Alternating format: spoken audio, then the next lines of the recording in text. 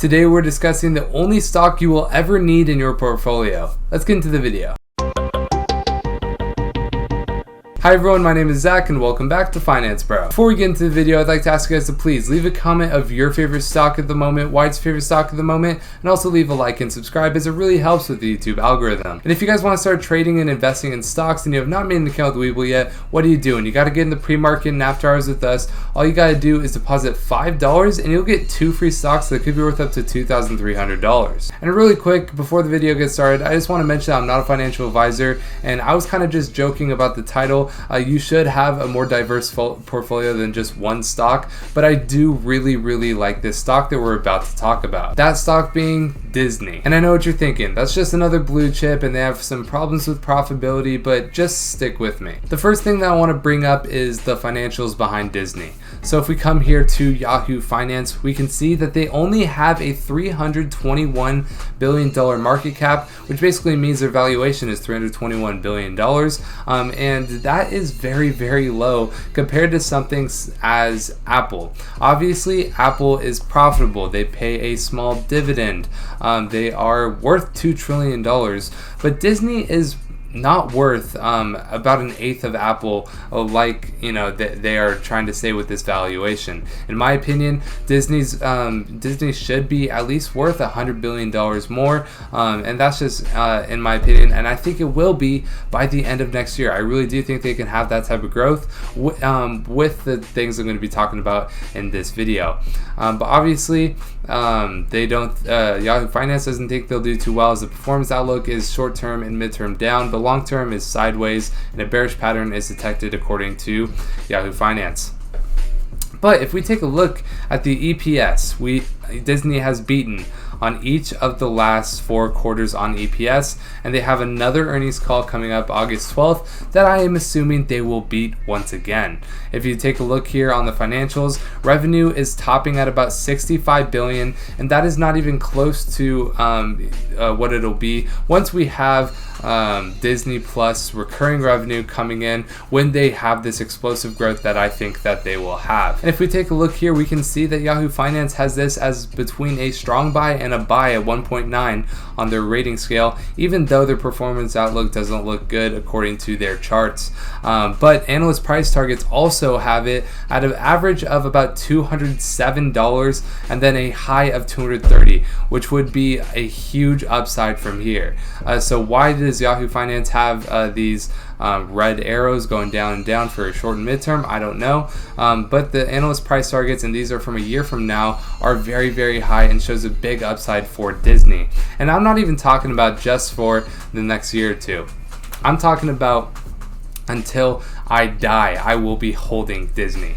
But yeah, so Disney is doing very good. If we take a look at the financials real quick, the income has come down obviously, but with the pandemic they had to shut down their parks, and honestly they have done very well ever since shutting down their parks to rebound and still have this gross profit of about $5.8 billion. Obviously that's growth, gross, not real profit. But then if we take a look at their most recent balance sheet, you can see that they have about $32 billion in current assets and about $26 billion in current liabilities, so that is perfect as well. $200 billion in total assets. And then if we can take a look here, this is the only bad thing, they do have $56 billion in total debt, sadly. So that is something that they'll have to be working on, but there are things that Disney does well that I think will make up for this total debt in the future. This is really the reason that I have a very high conviction about Disney, is because they own so many different media companies. It's like Disney was already one of the best media companies, and then they just decided to go buy everything. If we can take a look here, this is a kind of graph of what Disney owns. You can see Marvel, all the different things from Marvel. Marvel Studios, obviously. Disney. They also have Disney Parks, they have Disney Corporate, they have Disney Music Group, they have ESPN down here. If you can see here, Disney owns ABC, ESPN, 80% of ESPN, Marvel, Lucasfilm, A&E, the History Channel, Lifetime, Pixar, Hollywood Records, Core Publishing, and 10% of Vice Media.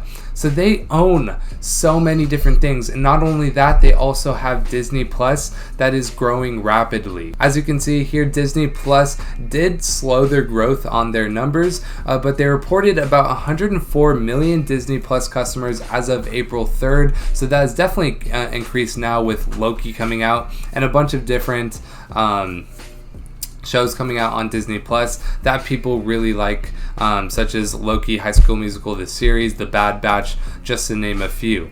But basically, Disney Plus charges about $8 per monthly subscription. So if you could extrapolate that out, that's about $800 million per month that they are making from Disney Plus. Now, obviously, that would be revenue, and that is not what they're taking home net-wise. They're probably running at a loss with this right now with everything they are creating on the platform, but that is a lot of money that they are making, and the growth outlook is even better. We can come down here and see that given Disney's success, this year's comparison will be Netflix. Disney has already projected about 230 to 260 million subscribers by 2024, and so that is about 3 years away, and that would be comparable to Netflix. Let me remind you, that is all Netflix does, is have their service. Disney also has all these other things as well, and they will be close to what Netflix will be in 2024. So basically, this would be an increase of over 100% in the next 3 years of how many customers they have on Disney Plus, and that is just estimations. It could be more for all we know. If we take a look here, since launching, they had about 26 million subscribers in the first quarter, and ever since then, we have about 4x the amount of subscribers. Obviously, it's a lot easier to get more subscribers in the beginning, but we are seeing a rapid growth rate here from Disney Plus, and analysts don't think it'll slow down much going into 2024. They think it'll have explosive growth still. Obviously, they just missed on compared to analysts, but they are still looking very good. Overall, with how many media companies, along with how fast Disney Plus is growing, Disney should be worth a lot more than $300 billion market cap, in my opinion. Now, this is just my opinion, and I don't actually think that you should just buy Disney, but I think Disney could have a very, very good growth rate for at least the next three years as Disney Plus improves and Disney parks get back to operating at full capacity. I just went to Disney a couple of days ago, about 3 days ago, and Disney was operating at full capacity, and there were a lot of people there. Rise of the Resistance is bringing people in. Disney as a whole is doing very good things. They have Lucasfilm, they have which is Star Wars, they have Marvel, they have ESPN. Overall, Disney just has me, I have high conviction in Disney, and I think you should too, honestly. And analysts agree with me. They think in the next year we could be seeing 30 to 40% upside, with some even more. So you make your decision whether or not you want to be investing in Disney. I like Disney for anything under 170 right now, and even I could be buying around these prices that they're at right now. This video will be coming out a little bit later because I will be on vacation, but Disney's price never moves more than 1% a day. So Disney at the prices they're at right now is a steal, in my opinion. What do you think? I want to get your thoughts on whether Disney is, overpriced or it's priced perfectly. What do you think? Put it in the comment section below. If I did bring you any value in this video, go ahead and leave a like and subscribe and consider turning on post notifications. But that's pretty much going to be it for today. My name is Zach. I hope to see you in the next video.